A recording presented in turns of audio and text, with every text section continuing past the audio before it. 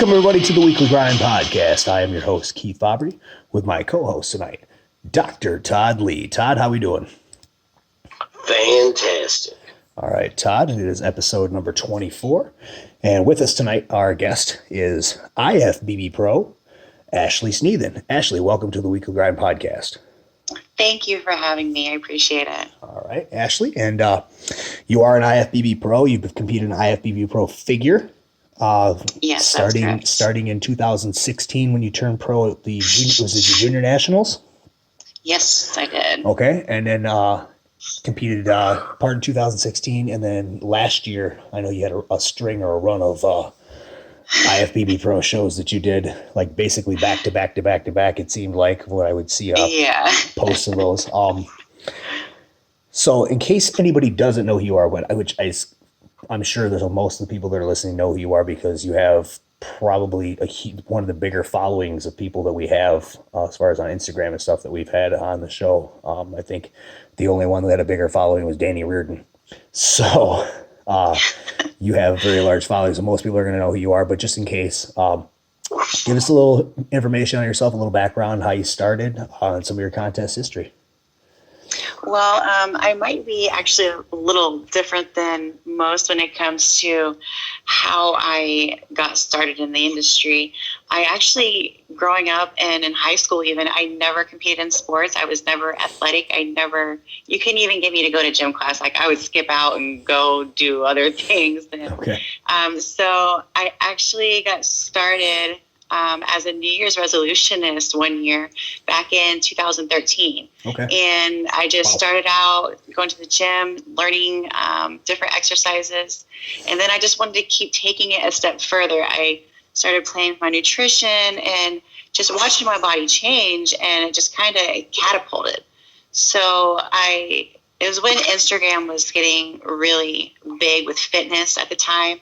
And I would see these girls and they were muscular, and I was like, man, I want to look like that. And it kind of seemed a little unrealistic for me just because I didn't know the first thing came to trying to build muscle, let alone compete or anything at that nature. So I basically just started doing my research, and I hired a coach. I actually started working with Kira Newman, who's a women's physique pro and Olympian, of course. And I worked with her for a year. She got me ready for my first show in 2014.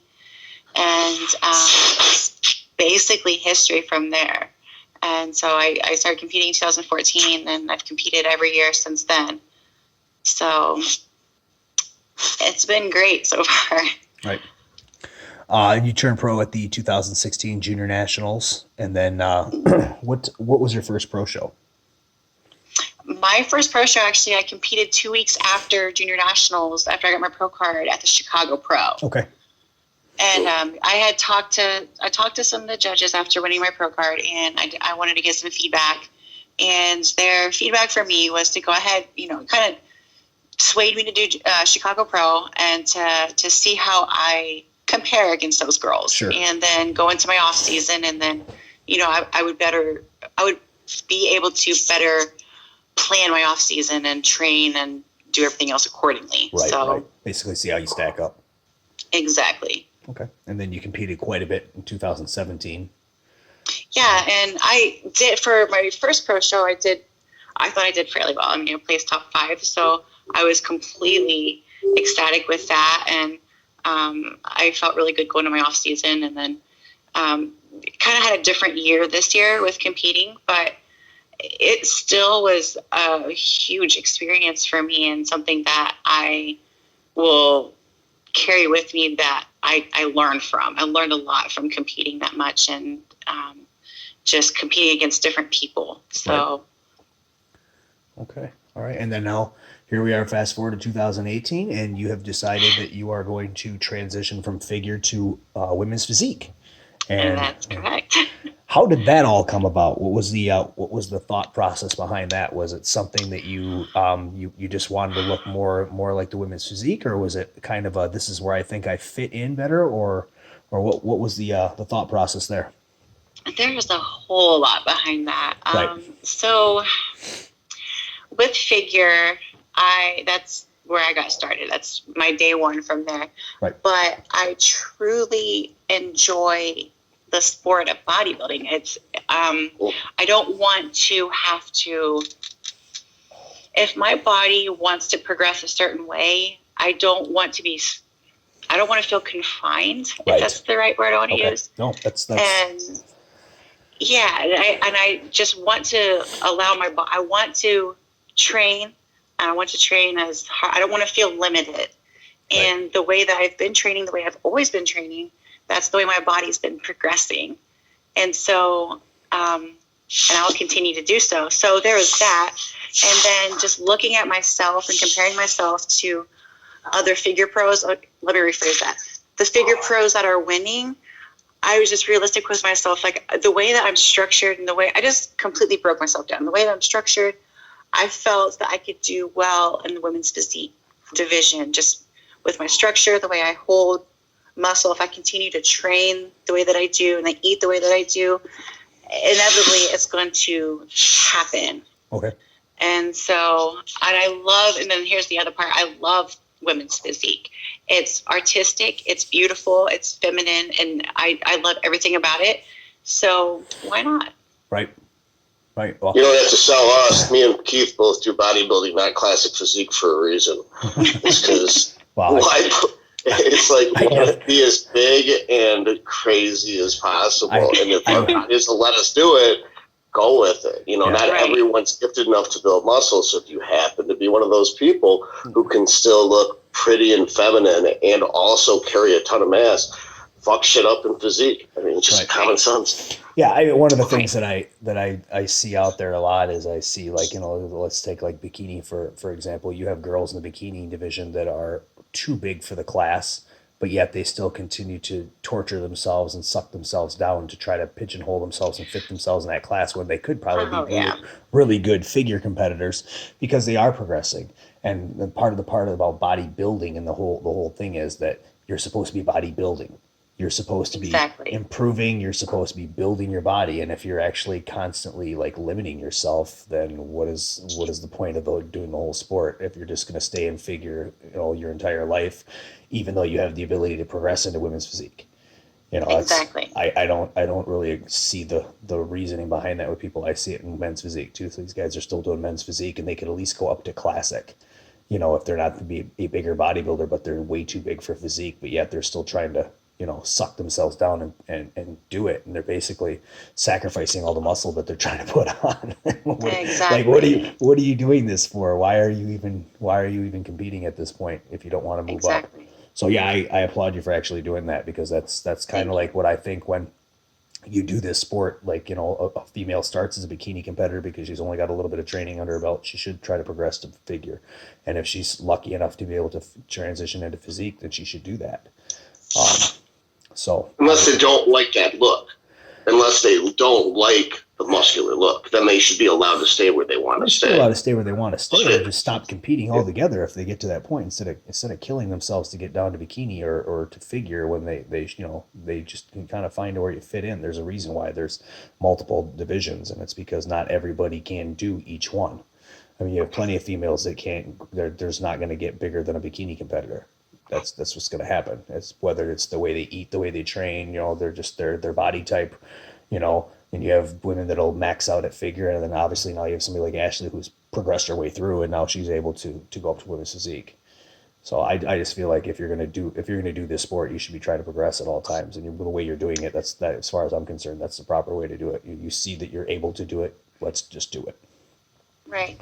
And, you know, and to each their own why they compete, but I compete, I want to win. I'm not, exactly. I'm not trying to, you know, do all the things that I do to just, you know, for a pat on the back. I want to win. So. No, and that's the whole thing. I mean, obviously winning and stuff is, you know, there's, with this sport, it's subjective. So, you know, you may not win all the time, but as long as you're improving and you're bringing your best package every single time, that's all you can do, because you don't know who's going to show up either. Let's talk about some of the challenges now that you've had with this, because I'm sure things have changed a little bit for you as far as going up to the women's physique division and just to train, because you're still off season right now, correct? Actually, right now I am 10 weeks out from my women's physique debut. Yes. Which show is that? The Omaha. Okay. All right. The All right. Omaha I know there's a and, string of a bunch of them in a row. I didn't know which one it was. Okay. Yeah, and then I'm teetering with the idea of the San Jose and the Chicago Pro after that, because Chicago is just right down the road for me. It's in your backyard. Yeah. Yeah. Okay. So yeah. So right. 2 weeks out, we'll see. Just Sure. taking it 1 week at a time. Well, let's talk about you had your off season then obviously already. So what were some of the challenges as far as your off season making the transition? The number one thing was eating, and still is for me. I'm eating a lot more than I ever have, and so it's a mental thing. But it's just one of those things. I know it's mental. It's like, oh, I'm eating more, but it's necessary too. It's sure. For a reason. Yep. And I think that's hard for some people to wrap their minds around. Like, oh my gosh, how am I going to be where I need to be when I'm eating more? But right. Everything else comes into play with that as well. So I just really tried to. I stayed on top of my food, and I was eating, and still am eating 7 meals a day. Okay. And I'm working with Shane hugely, and he's been working with me since the end of 2015 is when we started working together. Right. You turned pro. So right? He's been helping me a lot with this transition. He's doing all my he's done my training and my nutrition and everything else that's going into it. So honestly, just the eating was the biggest, I guess, hurdle for me, and training has pretty much stayed the same in a way, but with me eating more food, I'm able to train harder. Yep. And so that's been wonderful. And it's kind of like I didn't know what I was missing here. So I'm actually really enjoying it. Right. And even being 10 weeks out, I don't feel, normally I would feel the effects by now when I was competing 2-3 years ago, but I'm not anymore. Right. Well, the more muscle you put on, the easier it is to diet because your body's burning more calories at rest anyway. So exactly. It just becomes easier and easier to diet at that point. So you said the food. Now, getting in your food? Is it being able to finish your meals? Is that the biggest issue, or is it just the mental hurdle of, okay, I've got to eat this much? Oh, it was the quantity of food that I was intaking. Right. It was just like, holy shit, this is a lot of food. Your calories had to go way, way up from where they were in competing in figure. Yeah, significantly, yes. It wasn't like I was eating a gross amount of food, but significantly enough to where it was often uncomfortable at times, like, oh shit, I have to eat again already. Even 500 calories a day, that's an extra meal basically that you're having to consume throughout the day. That's a lot more food. It doesn't sound like a lot, but when you put it out in front of you, it's like, okay, after the third meal, it's like, okay, that's a lot of extra food. Now I'm not, because you get to the point where you're not hungry anymore, but you're still having to eat that meal. So eating more food now. Before, were you basically, did you have to add a meal? Is that what Shane did for you, or were you just eating 7 to begin with anywhere? Were you at 6 and now we have to do a 7th in order to get this food in? We've actually always done 7 meals, but what he does, he just increases the quantity of it. Right. So instead of like 5 ounces, I'm doing 6 ounces and stuff like that. So right. Okay. Yeah, because I eat 6 meals a day. That's where I'm at dieting right now. I'm at 6, and I just got my interim post. So I guess you can count that as a seventh meal because there's calories involved. But that seems to be, for most females, I think that would be the hardest thing, would be adding the food necessary, just because with the appetite isn't going to be as large to begin with. So now we add training, so that'll increase your appetite, but it's still a lot of food in order to put in enough calories in order to build the muscle that's necessary. And you said now that you're able to train harder, and that's a byproduct of that. Obviously, you're going to have better recovery. You're going to have more energy levels and stuff from that. So let's talk about the train. When you say train harder, do you mean more volume? Are you able to train heavier? Are you train heavier longer? All of the above. And everything. I am not complaining one bit. No. It's been so much better. And I there for a while, like when I was competing, especially when I was competing back to back, I always just get so fatigued with training. Right. And I just never had any energy to just, I mean, I would finish my workouts, but it would just take everything I had in me. Right. But now I feel like I don't lose the intensity of my training. And that's really nice. I miss that. What, so basically your training, you said it stayed the same. How many days a week are you actually training? 6 days a week. 6 days a week of training. Is that now the off season? Is it the same, or did you lower the volume in the off season? Yeah, my off season, it stays pretty much the same. Okay. Yeah, my splits, they don't change. My training is pretty, I don't want to say it's basic. I mean, it's probably not basic to the normal average person, but I stick to the basics, and I have the same split that I've been using for the last probably year or year and a half. Okay. And it works for me. So, and that's what I encourage a lot of people to do, is just to find out what works for them, and when it works, run with it. What is your training split currently? So I'm training back twice a week, and I usually break that up from rowing and pulling. Yep. And then I just started training chest like 3 months ago. I know. That's not really necessary for like bikini and for figure, you know. And girls, when I tell them that, and I never trained arms either. Right. When I tell the girls that I prep and stuff, and I give them their plans, and they're like, "Well, but I'm not doing chest." I'm like, "Yeah, but you don't need to." Exactly. I give them like one pressing exercise, and it's on shoulder to start shoulder training, and then they go right into shoulders, and I'm like, your main thing for figure is you need delts, you need a wide back, and you need legs. That's it. Right. So we're not going to focus on your arms too much. If somebody have a really, really weak arms, I'll give you an arm day. But for the most part, you're training shoulders twice a week. You're training legs twice a week, and you're depending on how good your back is, probably once. You know. Right. It just hear you say that's validation that I'm, you know, to all of you ladies out there that are listening, I'm right. Yeah, an IFBB pro that's doing the same thing. I never trained chest up until this past off season. For women's physique, you do have to. I mean, that's one of the things that you're going to have to, you know, you have to change up. Now you actually have to train chest at least once a week. Right. That has to be all developed. Before, when I was competing in figure, I was training shoulders twice a week because, you know, that big, huge cat delt look. And so I put aside one of my shoulder training days, and I'm doing chest and I'm training arms now, because for me, my genetic strong point is my arms. And I've never had any issues with my arms and the way they look. They've just always been there for really no reason. And I was afraid that if I were to train them and train them consistently, that they're going to overpower my shoulders. So that's why I just didn't, and it wasn't necessary anyway for figure. So no, it's not. I mean, that's again, it's a shoulder, back to waist to, you know, to your leg ratio. They want the X frame. They want to see it from all angles, but it's not necessarily. Exactly, and you got to train for your division. Right. It's like bikini. I mean, you train lower body 3 days a week, and then you basically do a push-pull split, and that's it. Because it really doesn't make a difference on your upper body as long as it's you know, tone. That's all it's going to matter. You know, exactly. Lats and glutes. Yep, that's it. So, okay, so you've got like 6 days a week. I mean, do you do any? When you were doing figure, did you do any plyometric or any kind of HIIT training at all? No, not at all. You didn't have to do that? Okay. Some figure girls have to just because of metabolism, but yeah, I think that it goes from person to person. Sure.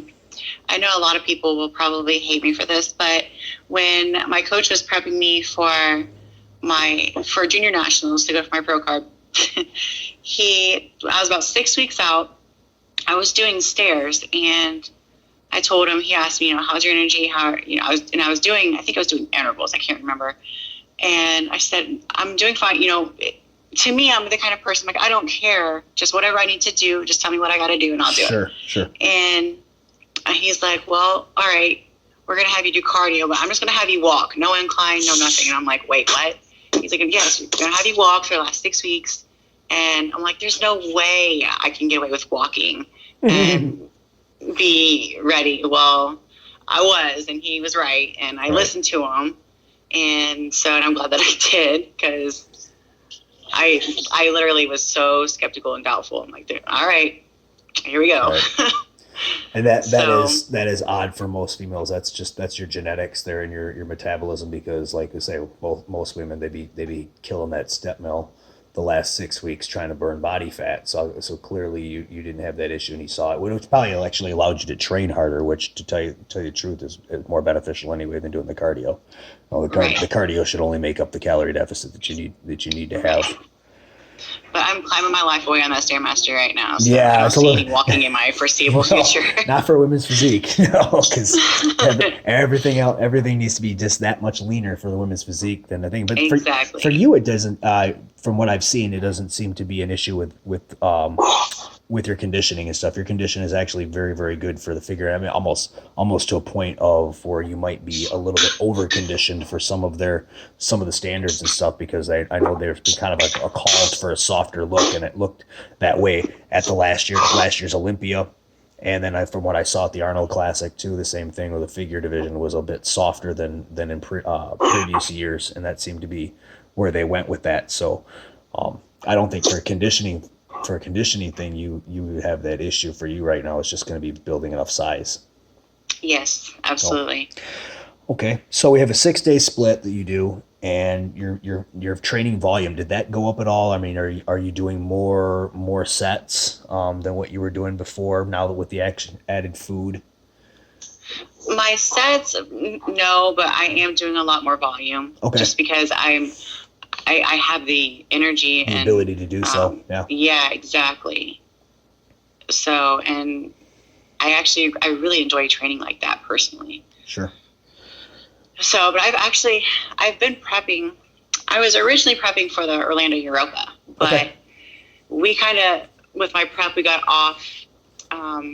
We didn't really nail it right away. And normally we do. Every prep that we've done together, we've always nailed it right out the gate. But with this one, for some reason, it was different. We didn't get my food just right. Okay. And so I've actually been prepping since Thanksgiving, but I had a lot more food that I was working with. So my body was not, after competing for all these, well, not all these years, but the last few years, I know where I'm supposed to be when I'm 12 weeks out, 10 weeks out. And I'm just like, you weren't there seeing that. Yeah. And so we actually just went back to the drawing board, threw some shows up, like, okay, well, here's X, Y, and Z. Let's just pull back some cardio, add in some more food, spread out some food. And so now here we are with Omaha being 10 weeks out this weekend. And so we're just taking it one week at a time and see where we are. Do you attribute that with the switch with the added food being the issue there, where you he didn't quite know how much yet with your body, how much you were going to need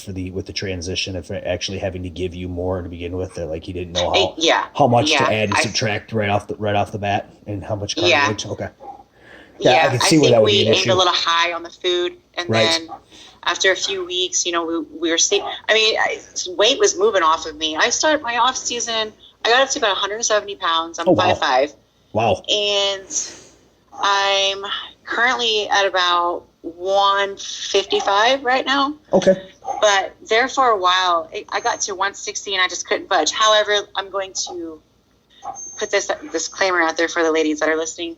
I don't ever use my weight. I just kind of use it as a gauge. Weighing myself means absolutely nothing. It's all about body composition. It's all about how you look in your pictures and how you feel. So I just use it as a tool, as a reference, not an end all be all. Yeah, and that's all it should be, is just basically it should be a bullet point that you're using. You're just like, okay, at 160 pounds, I'm this, I'm pulling so many millimeters off the caliper reading. Okay, now the next week, let's look. And if the weight stayed the same, the calipers dropped, well, then I know I put on muscle and or water, so you're basically just using as a gauge. But what really makes the most, is the thing that's the tell all is what it looks like in the mirror. That's really what you should be gauging it off of. Exactly. A lot of females, the same thing. I have clients, they'll send their check-ins on Saturday, and it's like, and I'm up 2 pounds, and I'm like, okay, so you look better than you did a week ago, but you're up 2 pounds. I'm not really worried about what your weight is. I just want to know what it is so that I can gauge it for myself. You don't worry about it. You just do what I tell you to do, and I'll take it into account. But yeah, that can mess with a lot of people's heads. I mean, I've gotten myself into that before when I'm dieting for a show, where I'm looking at the scale and I'm like, okay, I'm 220 today. The next week I'm like, I'm 221, man, I should be 219. Why am I not 219 or 218, and then you start playing around the numbers game and start trying to figure shit out. And the next thing you know, you're driving yourself mad trying to do it, Well, unfortunately for you guys, it's a little different because you guys do have a weight that you have to be at. Right. And for us ladies, we don't, right. So it's like, who cares? Yeah. Thank you. That's a valid point too. I obsess with what I'm lifting. So, like, let me give you an example. Monday, I missed my bench. Like, I was supposed to, every month I do a 5-rep max. And it used to be 295 consistently. Then it went down to 285. Then this time I couldn't get to 85 for 2. So I started thinking that my 5-rep max for squat on Thursday was going to be shit. And so I'm coming up with all this different, because I'm doing cardio, I'm losing muscle and all this other shit. So I went to a Planet Fitness just randomly, and I maxed my squat at 455. So I went up 50 pounds, but it's with the Smith. So I'm like, well, it doesn't count even my PR by 30 pounds. So I went back in Thursday, couldn't even keep the weight on my back. It's just, I collapsed like a slinky under the 435 I tried. And it's funny because I'm like, I don't understand the idea of being obsessed with the amount that you weigh, but I'm so concerned about losing muscle on my way down that I obsess. Like, I couldn't sleep Tuesday night. Like, I was up all night obsessed about the fact that I missed that lift. And I guess the trick is just to take that and transpose it. And it's just, remember that there are people out there that don't realize that if they use lighter weights while they're cutting, they're going to lose their biggest muscle fibers first. Right. Right. That the most important thing is to not decrease the weight until you get to the point where there's certain compounds people use that make them very dry and brittle. Usually you want to save those for 3 weeks out. That's when people can get away with it. But even then, a lot of times going into shows, I'm breaking PRs 7 or 8 days out because I was always so obsessed with, I don't give a fuck if I make my weight class. I don't give a fuck about anything other than not losing muscle. Because if I blow this show, there's going to be another 100 shows. I'm dead.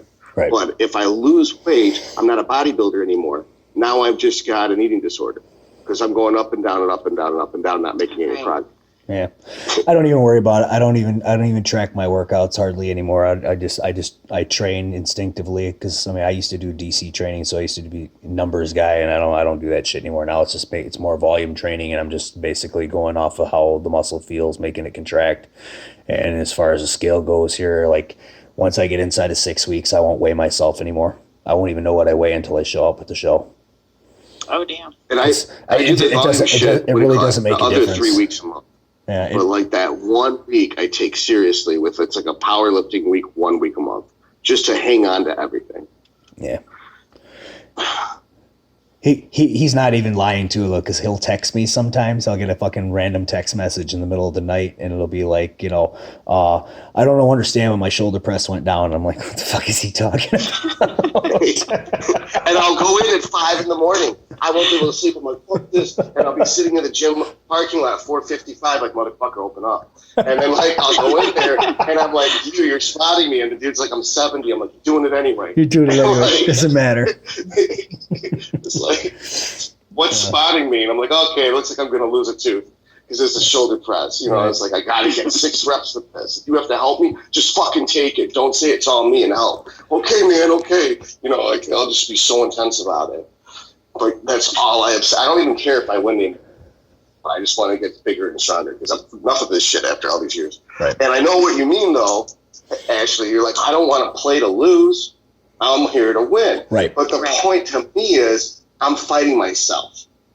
That I'm competing with last year's Todd. I'm going to beat the fuck out of the little guy. That's because if I go into it looking at Instagram, like, that dude looks amazing, I'm going to lose. It's like, that motherfucker's a master of filters. Who knows if he can actually make. Oh my God! Don't even get me started. Don't even get me started on the filters. Like the dude that looks way better than me in my weight class, his girlfriend beats him up every other week. So who knows if he'll even make the show. So you look that good, you got drama. Like if I'm that good looking, I'm just gonna fuck off of Instagram because it'll attract some crazy people. But you gotta like just cover up and hide under a rock if you look like that, because otherwise people try to sabotage you and shit. Well, on that, we'll come back. We're going to do a commercial. We're going to come back and we're going to talk a little bit more about some of the social media aspects and stuff, and then maybe some of the stuff we got going on there. And we'll talk a little bit more about your diet, Ashley, for the prep. So we will be back with Ashley Sneathen.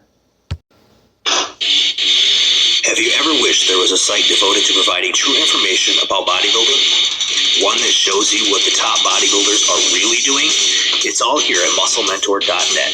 Nutrition, training, supplements, super supplements, contest prep, final week prep, and everything in between. There's training logs, diet logs, scientific articles, and hours of video footage covering every detail involved with building muscle and losing body fat. Brought to you by prep gurus Justin Harris and Brad Hall, all for only $9.99 a month. That's right, musclementor.net. Let's get free.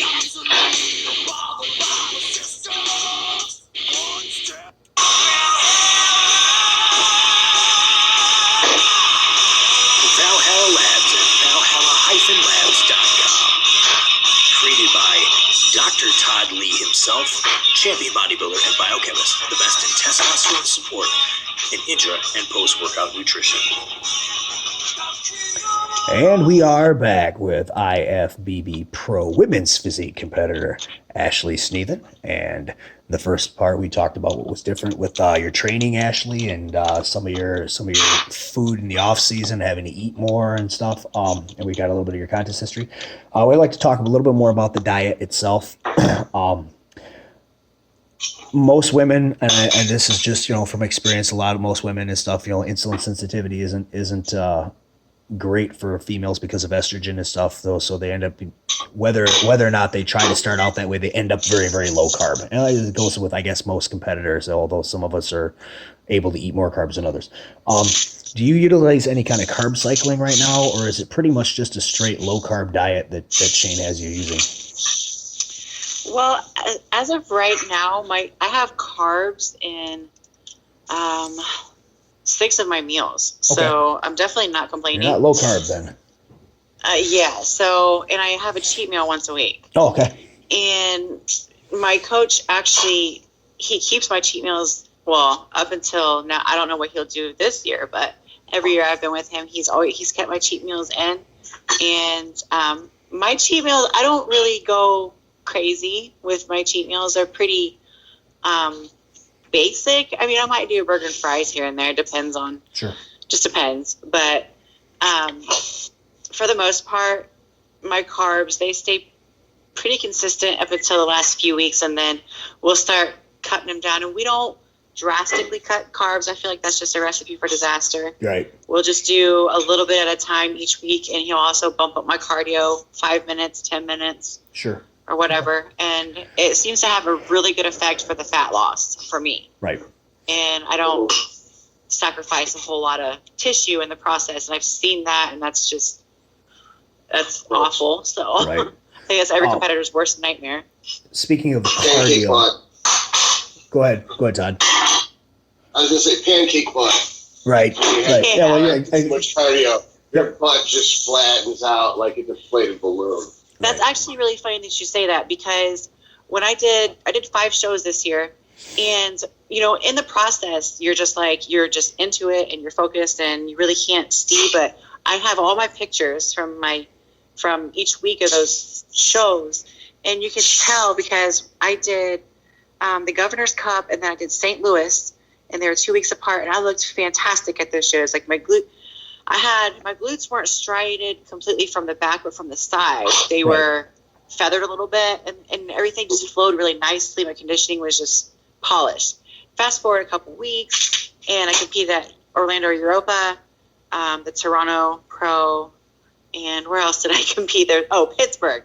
Pittsburgh was actually one of my worst showings, and I noticed that my glutes did flatten out, but I didn't realize it at the time. But that really is something that does happen, and when that does start happening, it's a sign like maybe you should start pulling back and right. not compete, just, you know, that's a long do something time else. to be dieting right there. I mean, you do that many shows in a row. Exactly. It's a lot of peak weeks. It's a long time to be dieting. It's your body at some point is just it's gonna be okay, that enough is enough, and it's gonna start going backwards on you.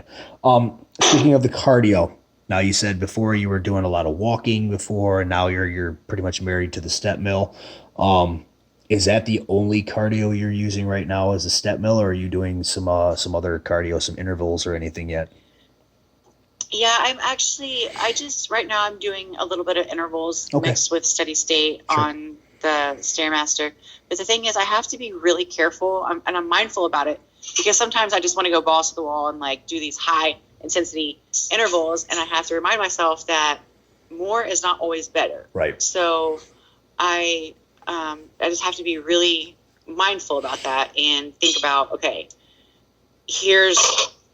for example, a couple of days ago, I was under the weather a little bit, and I was like, all right, I have to go to the gym. I have to get my cardio done. I have to, get all this stuff done. So I was doing my cardio, and my OCD in me, I guess, wanted me to do the levels that I always do, like the same level, but my body just did not want to cooperate at all. My body was like screaming, like, please don't, like, lower the intensity. It's going to benefit you better than trying to push, and it's just not gonna. You're gonna have worse adverse effects. Yeah, when I see my heart rate's 20 points higher than it's supposed to be, that's how I know my body's like, I'm tired, bitch. Get this under control. Like, but you're doing it way too hard. Because I listen to my heart rate a lot. Exactly, I do too. I always tell everybody that if I have them doing steady state cardio, hook yourself up to the heart monitor and only go as fast as you need to go to keep you around 130. If you're up 140, 150, I mean, you need to lower the speed down because so keep it around 130 plus or minus 5, just kind of keep it in that range. If you're down at 100, you're not doing enough work. You need to speed up, but and that changes throughout your prep. I mean, as you weigh less, it's going to be a lot harder to get that heart rate up to that level. But you see people, they're balls to the wall right off the get-go, and their heart rate's 160 because they're trying to tromp along at 3 miles an hour on the treadmill, and they should only be doing 2.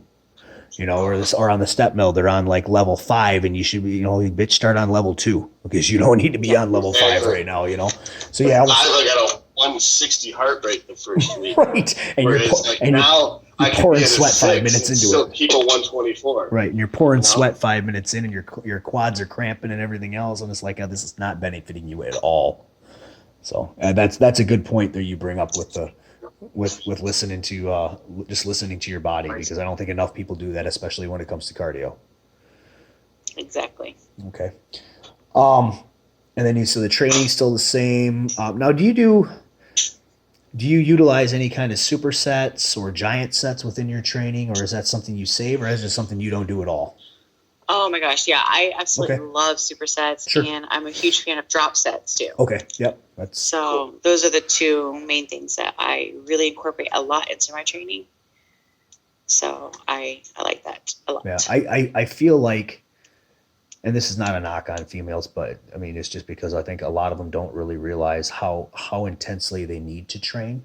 And I feel you can tell the ones that train intensely, and they train, and it's not like, let's say train more like a man, but you end up, you do. I mean, because if I go in there and I just kind of throw some weight around and don't do anything, you're kind of like the point of, okay, everybody's gonna look at me like I'm a bitch, So it's almost like the eyes are on you. I've got not that I have to show off, but I have to train like everybody else, and I feel like a lot of times that females don't train hard enough, and they don't get as much out of it, and they would get more benefit. Their diets would be a lot easier if they train harder, because you're going to burn more calories.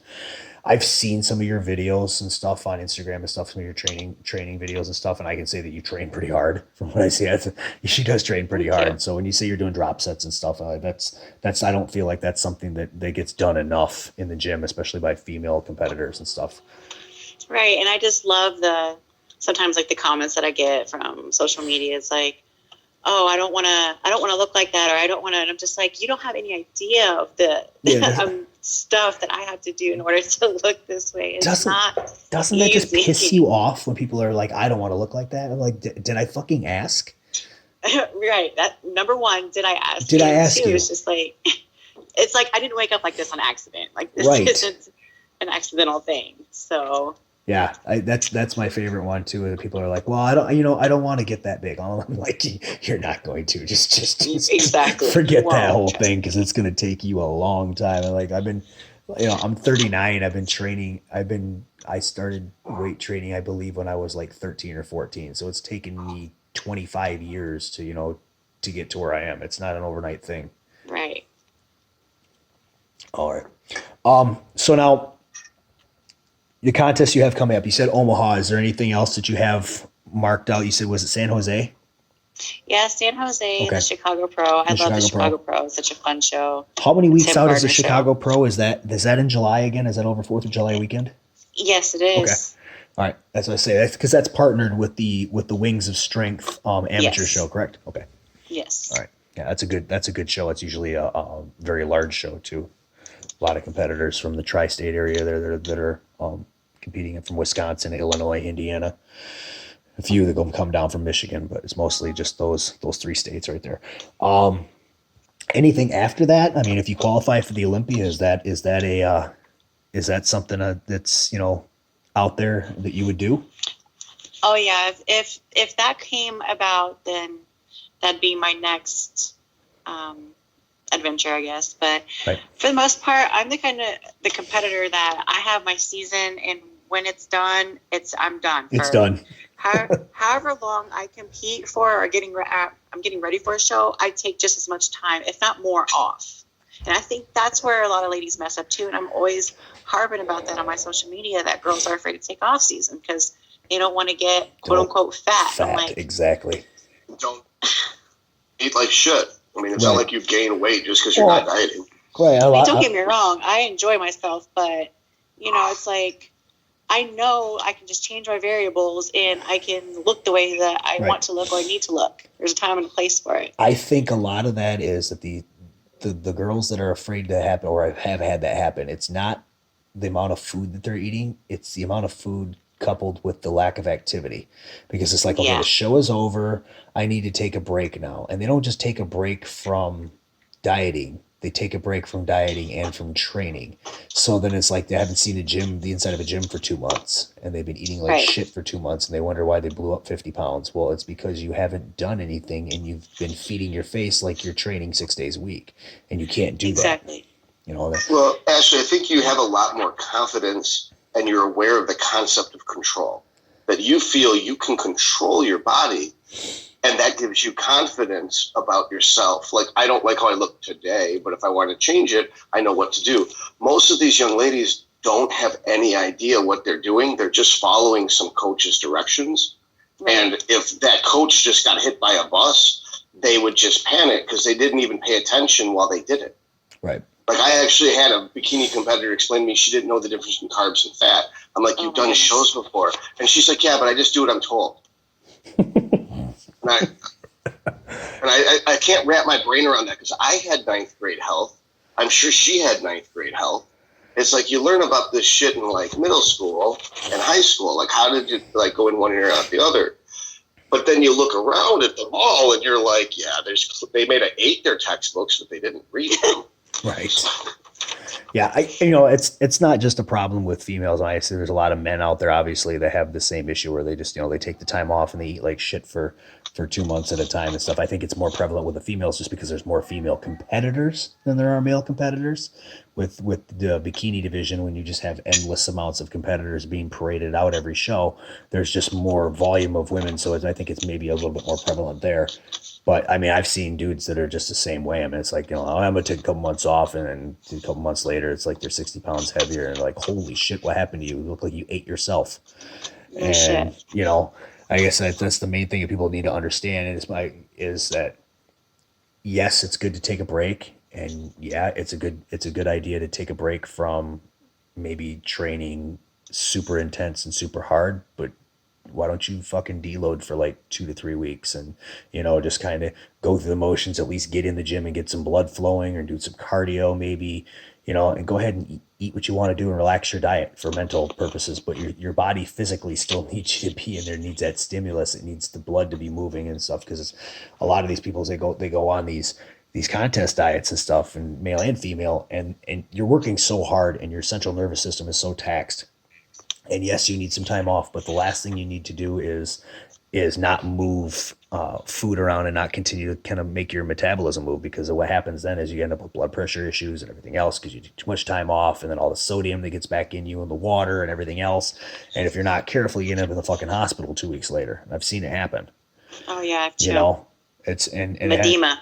Right, Yeah. exactly. And your feet and your ankles and you're swollen all the way up to your knees, and it looks like they look like rubber gloves that somebody blew up.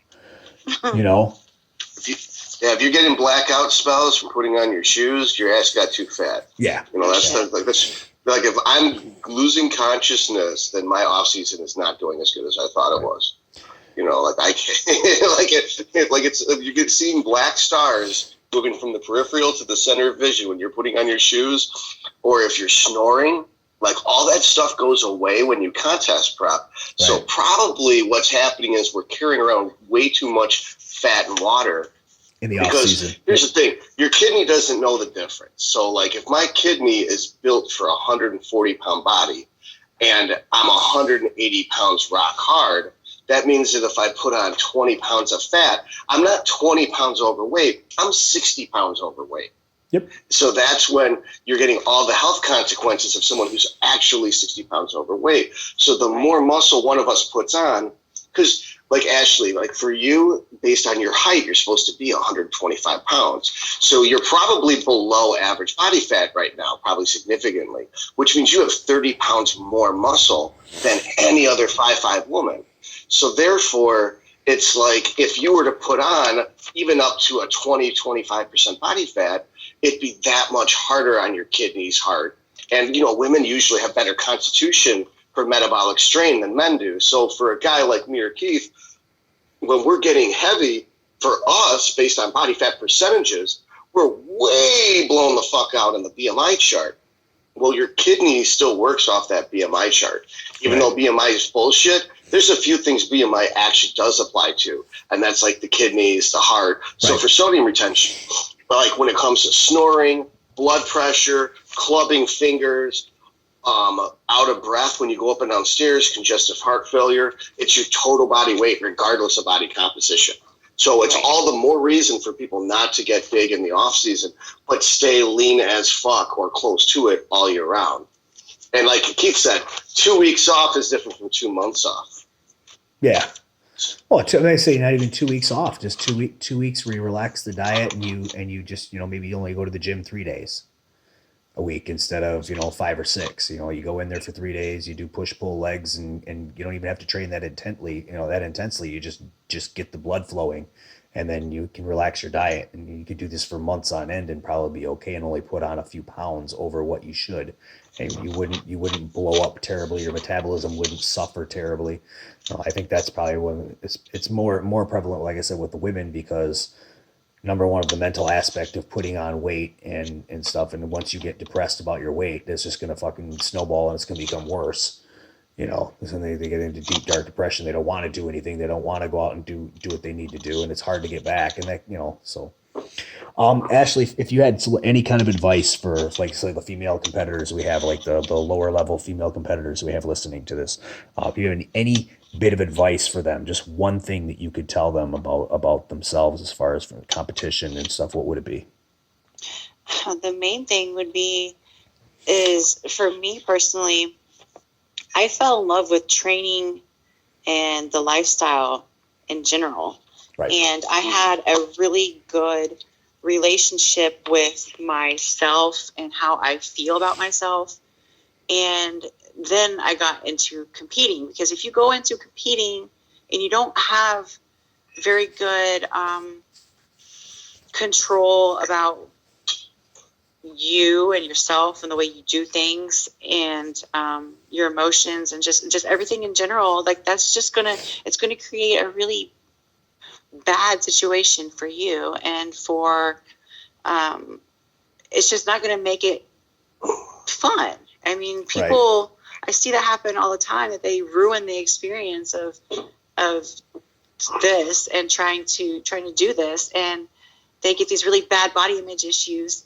And if they would just not try to jump into it so quickly, or for whatever reason, other than just to do it because they want to, simply because it makes them happy to. Right.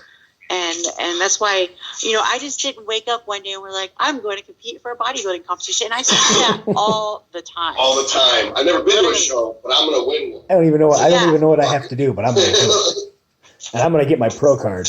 Yeah, and I'm not knocking anybody at all. Like, that's great. You want to do it, but the thing is, if you just take your time and really do your homework and learn what it's about, and then learn I hate to say it like this, but like 101, and then just go from there. And then it's levels, because you just can't do your first show and then go win the Olympia the next weekend. It just doesn't work like that. Right. You just take your time and don't try and rush it. Don't try and push certain things too much, too fast. I think the main thing is with this is that you need to, with the 101, you need to learn how to manage your weight on your own body first, and set small goals, and how to achieve those small goals yourself first with your physique, before you can actually say, okay, I think I'm ready to do a contest. Because if you can't, you're not happy with yourself, and you're not focused and in tune with your body and what it is that you want, you're going into the competition thing for all the fucking wrong reasons. It's like you said with the girls, they're like, I'm going to win a show. And then you look at her and she's like 60 pounds overweight, and so I'm going to win a show. Well, let's get ourselves big for bikini. Right, let's get 2 years of training under your belt. Let's go ahead. Let's learn how to train properly. Let's learn some nutrition and stuff, and get that down, and figure out how to get yourself down to a good level on your own. And then you can think about doing this, because if you're just going into it, you're going to fail right off the bat, because you're going into it with the wrong mindset. Competition is not a weight loss journey. Competition is a competition. Thank God. It's a competition. Yeah, that's my Your weight loss journey should just be for your general health, because I'm going to be quite honest with everybody here. There's nothing fucking healthy about this sport. I mean, we throw health out. We throw health out the window when there's nothing healthy about walking around in single digit body fat. It's just it's not healthy. So I mean, you're going into it with the wrong mindset right off the bat. I think you bring up a good point there with that. You have to go in with the right reasons, and you see too many people in general that go into it with the wrong reasons, and they try to rush everything as opposed to just taking their time and letting it happen. Let's shift gears now. Let's talk a little bit about some of the things you have extracurricular. Not only just the fact you work for a living, you're an IFBB pro, but you also do hair and makeup for competitors, correct? I do. I travel around, and I go to the national shows throughout the year, and I'll take on a handful of clients for that. Usually junior nationals, that was my first national showing that I did with hair and makeup, and I took on 10 girls. Wow. And so that means I had 20 applications, because they have to come back the next day and get their makeup redone. So that was a huge learning experience for me. Sure. Now you do less then? Or do you still do 10? Do you do less? Was that the learning experience? The 10 girls? Yeah, I took on way less. I went to USA's and I took on about 5, I think. And one of those girls got her pro card, so it was really awesome. Are you taking clients currently for junior nationals and all that right now? Or are you already filled up? I'm still in the process of trying to figure out what my schedule is going to be like, because of competing. When I'm doing hair and makeup, I'm getting up at 3:00 in the morning, and we all know, like, as we're competing, we got to get our rest. So I try to not schedule anything around competition time for me. Right. And so I'm still working on figuring out that schedule, and I do that on the side. So I'm a freelance makeup artist. Okay. I'm self-taught, and I've been doing it for a couple of years now. I've always done my own hair and makeup for my shows. Right. So if any females out there wanted to hire you for hair and makeup for one of their shows, how would they get a hold of you? They can contact me through my Instagram or Facebook. My business email is on my Instagram. Okay. So they can reach out to me either. They can direct message me. I check it often. And they can email me as well. So I'll get back to them. Okay. And just let me know like which shows they're interested in. Because if it's a local show, I at least need to get at least 5 girls for that show. So if they can recruit some. Right. Otherwise, it's not worth your time. Exactly. So, yeah, if they can make it worth my time, then I would definitely make it worth theirs. So. Okay. Awesome. All right. Todd, do you got anything else? Just that she's really good at makeup. So if you're going to hire someone, hire her if you're in the Chicago area. That's the way to go. Thank you. Right. I'm picky as fuck, too. So if I say someone's good at makeup, they're good at makeup. Thank you. All right. Oh, my gosh. And I see pictures of girls going into shows, and I'm not knocking anybody, but I have to make a huge point about this. When you're going into a show, a competition, the goal is to make you look as beautiful and lively as possible, because let's be real, as females, we're dieting down. You lose fat in your face, you look sick. I get asked all the time, like, you're losing weight, honey, you look sick, you need to eat. I'm like, I can't help it that I'm losing fat in my face. It's just the way my face is. So I can't help it. It's water and fat coming out. My goal is to make competitors look beautiful and lively. And, I see all the time competitors posting makeup pictures and they look like freaking clowns. And I'm like, what happened? Jazz singer meets a transsexual. Yeah. And I'm just like, you should not. So there are some basic rules that I have. And like I said, to each their own. And I'm not knocking anybody. If you like that stuff, then by all means, it's your day. Right. You look the way you want to look. But my style, I'm going to just put a disclaimer out there. This is my style. I prefer more natural, but very high glam look. It's not going to be like absurd colors like blues and greens. They should not match your suit. I would never ask you what color your suit is so I can match your makeup to it. And it should be very pretty and subtle. You're judged on all that. So why take that chance when you've worked so hard for so many months just to not look the best that you could on stage? Right. To fall short with something silly like and that's another point that I would harp on, but I won't get into all that. But your suit, your tan, your makeup, everything, you're judged on all that. So don't take shortcuts. Yeah, it's all part of presentation. Yeah. And I was working with someone once, a long time ago, and she was asking me about suits, and I gave her some suit recommendations. And she said, oh, no, I don't want to go through one of them. Those are pro-level suits, and those are really expensive. And I don't really want to wear a pro suit for my first show. And I'm like, exactly. Yes, you do. Right. Like, that's going to look great to the judges. They're going to be like, okay, this girl did her homework. She knows what she's really putting forth the effort. You're going to stand out. Why not? You want to stand out to the judges. You want to stand out in a good fashion. If you exactly. have a suit that draws and it continues to, I've always said about competitors, and it's like, as a judge, if you're sitting there as a judge, whoever your eyes are drawn back to all the time, that's good. I mean, if their eyes are constantly drawn back to you, it doesn't matter for what reason. If they're constantly looking at you, then you've got a leg up on everybody else. If your suit stands out and it keeps drawing their eyes back, then you're standing out in front, and it may be the difference between you placing third and fourth, because they'll put you ahead of that girl because you know what, her presentation was better. She didn't take any shortcuts. This girl bought a cheap suit. This girl didn't. They're pretty close as far as conditioning and shape and everything. We're just going to give the nod to this girl because she took more time. Her presentation, her makeup, everything is better. And that especially for bikini and men's physique.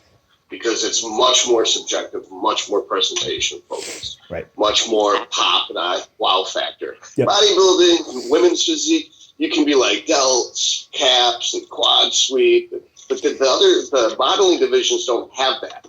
It's pretty much just overall general appearance, face, and presentation. Right. I mean, even at the Olympia, the men's physique guys don't have caps, even though that's something they're graded on. Right. So it's all presentation. Right. Yeah, and I mean, even with bodybuilding and stuff with women's physique, if somebody can't pose, that's part of your presentation. If you can't pose with the shit and you can't present your physique, I mean, that's the same. That's no different than having a suit that looks like garbage or having makeup that's not done properly for it's all part of your presentation. You're graded on how you look, how you present yourself, and how you carry yourself on the stage. It's all your presentation. So, I mean, it's all graded in together. It just seems to be a little more weighted towards the makeup and the hair and the suit for females. But don't get us wrong that it's just the body is so important. I think a lot of girls forget about that, and they lean too heavy on the suit and the hair. And dieting was optional. To diet or lift weights. Like dieting, lifting weights comes first. Suit and hair is important, but don't forget your squats and don't overeat and stay away from peanut butter and nuts. Oh man, that nobody can control themselves with that shit. That's like cream of crack. Just eat the whole goddamn jar. Was Nate Wolf when we had Nate Wolf on a couple weeks ago? Don't use peanut butter as a carb source. That was good. That's hilarious. That was good stuff. He actually told us that. Stick the tablespoon in, scoop it out, and stick it in your face. He had a girl that was 14 grams. He had a girl using peanut butter. He found out she was using her peanut butter as a carb source, and he just like wow. All right. Well, I want to thank you for coming on. We had to reschedule this because of me from Wednesday, and now it's Friday, and we're here with the. So I want to thank both of you guys for being able to reschedule this and come on the show. It was good.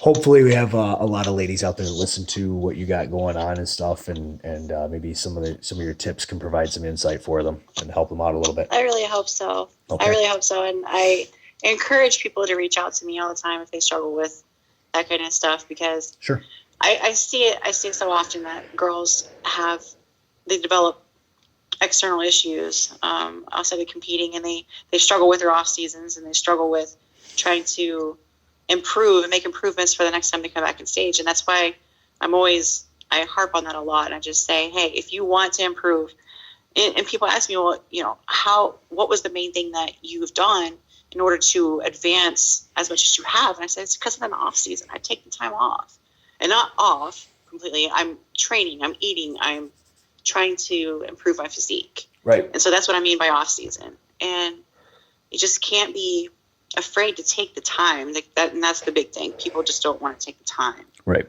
They just want to rush the process, and it's not. It's one of those things, like it comes better with time. Yeah, it's a marathon, not a sprint. Exactly. Cool. Yeah, people confuse the term off season with like you're off work, when really it's just you're off the stage. Exactly. You're not on stage. It's harder work. You're lifting more weight. You're eating more food. You have to bust your ass. You're sore. In fact, the prep phase is when you're recovering from all the injuries you gave yourself lifting like a madman in the off season and a mad dash to put on as much muscle, so that when you do lose shit on the way down, you don't lose all your shit. Right. Exactly. All right. Well, guys, it's been a good episode. Next week, Todd, we have Phil Viz on, and we will be doing Anabolic U Part 3, talking about insulin, human growth hormone, and IGF-1. And then I believe the show after that, that's actually episode 25. And then, so that's kind of a milestone show for us. And then episode 26, the following week, we have IFBB Pro women's physique competitor Delane Hart on. She's talking about her prep. And I believe we're going to have Natalie Wolf on with that one as well. We'll have them both on for that show.